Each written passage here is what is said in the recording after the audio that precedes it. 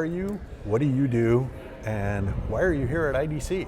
So my name is Matt Mcelvogue. I am president of Teague, so 100-year-old design consultancy. It sort of started more industrial design, right? But now we have a broad view of design, I'd say the last 20 years or so. Yeah. I'm president there, so on the what do you do, I help lead the business, I help build strategy. I'd say I'm sort of chief conciliator, during the day, okay, where are we going to go? There's different points of view. I still get involved with kind of creative POVs and stuff like that, a lot of thought leadership, or even just internal, I wouldn't call them a memo, but that's a succinct way to say it, that kind of kick things off, right, and stuff like that. So nowadays a lot of writing, not my background, but so I read a lot about writing. Yeah. And then what brings us to IDC? So a lot of the executive leadership at Teague have had a lot of involvement with IDSA. I've helped run IDC before, do speaker committee selection, that kind of thing. Our VP of growth has been chair of IDSA, our previous CEO, chair of IDSA, and then our founder, if you go all the way back, he was one of the people that helped found IDSA. So we have a rich history, relationship. And we love it for building community, being around kind of peers. Selfishly, that's why I come, because it's I feel like designers can understand one another, so it's nice to be around my kind, if you will. Yeah. So what drew you to Teague, and why have you stayed? Well, originally what drew me to Teague was a group that then I was like, hey, this isn't working. There was this really cool group called The Kitchen. Okay. There was a very sort of innovation forward, let's try things, let's build things in a scrappy way and stand up prototypes really fast. And when I got in, I was a little man, we need to sort of make this more of an actual kind of business. It's still what we do, but we kind of shifted a little bit, but that's what originally attracted me. There was a bunch of cool people there, mad scientists doing wild things, and I was like, I gotta go be a part of that. And it's still true, even if the shape of it's changed. And then I stay because we just get involved in some of the coolest stuff, right? And we have this awesome blend of the small things that are very cutting edge, trying new stuff, and then there's big things where you're touching something that a billion people are gonna see or interact with, right? With aviation or some of the other stuff we do. So that's what keeps me there. It's sort of the scale of the projects, big and small. Awesome. So Teague, being a 100-year-old company, has gone through a lot of the evolution that industrial design has gone through, continues to go through. How does Teague stay relevant? Yeah, I think we stay relevant in a number of ways. We're dogmatically focused on end users. That is one of the things we do. We do that in a way that more internally we'll call it kind of being very blue collar about design. We don't have a preconceived notion of what design should be or how it should show up or how our portfolio should take shape. We really do enjoy bringing design to new spaces, new frontiers, and all the messiness involved there and all the hard work and not really knowing where you're standing, right? So I think we stay relevant by kind of leaning into new challenges and not being too rigid on our perspective of what we do and how we do it. So if you look at our portfolio over time, there has been some sort of cut-throughs, but there's a lot of stuff that changes with different eras, and we bring in different skill sets and we learn and grow, and people that stay end up being quite multi-talented, I would say. And we encourage that sort of exploration and pioneering kind of attitude, So I think that's how we've stayed relevant. We're also very good at managing the business, and that's hard to do. It takes a lot of people thinking about it all the time, but we do a lot of work around that too. This is something you mentioned earlier that is a little bit different with Teague, is that you are company owned, you're employee owned. Is that correct? Yeah. Can you explain a little bit about that? Because that's a little different for especially a design firm. Yes, for sure. We love that we're employee owned because sometimes I say we win small, lose small. We're not attached to some megacorp that expects certain returns and stuff like that, right?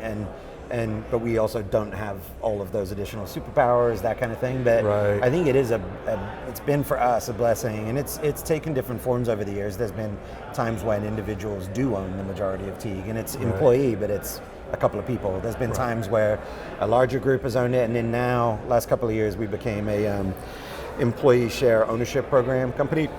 which means you sell the company, you pay off you buy the company really is what you do. You pay off all of your sellers, the people that previously owned the company, and then as you pay down the debt you took out to like do that, you release shares to the employees in a much like flatter way, right? There's still a bit of hierarchy, but we did that because we felt like that was the right legacy to leave as we went through a big leadership transition and me taking over leadership and whatnot.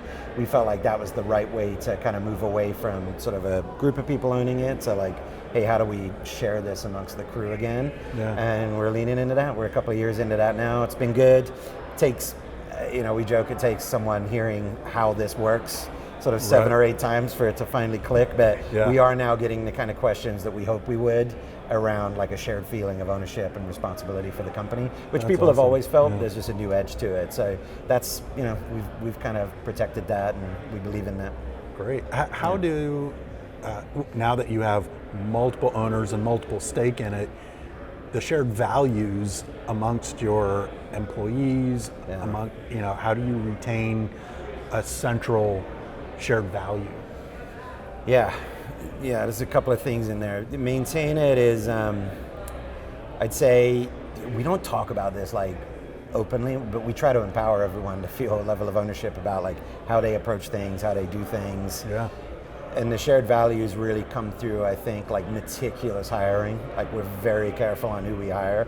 I know a lot of companies would say that, but like we're almost like painstakingly picky about who we hire. So it's like, and it's not a personality test or anything like that. We just try to put it through the ringer to be like, hey, is this gonna kind of work? Are they gonna approach problems with this kind of like blue collar attitude that we can try new things, we could zig and zag if we have to.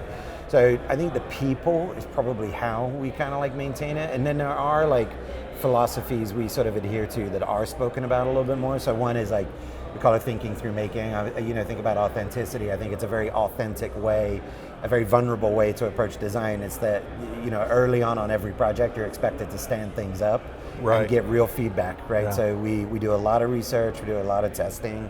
We bring people in, we kind of form cohorts that run with us through the course of a project, and we bring people in to like see what we're building from earliest kind of like paper, maybe a quick animation, all the way through to like, you're sitting them in like a pretty high fidelity version of a plane or space station or whatever it is. So we think through making is kind of the way we talk about it internally. That looks different on every project. We're not rigid about it, but we do encourage people to stand stuff up. And the vulnerability or like the disarming that comes in that is like, you can't, there's no sacred cows, you can't hold onto your babies anywhere. And like, I'd say big egos, if they do work their way in, they normally get worked out because it's just not how we approach things. So a natural settling, if you will. Kind of, and that can take a minute, right?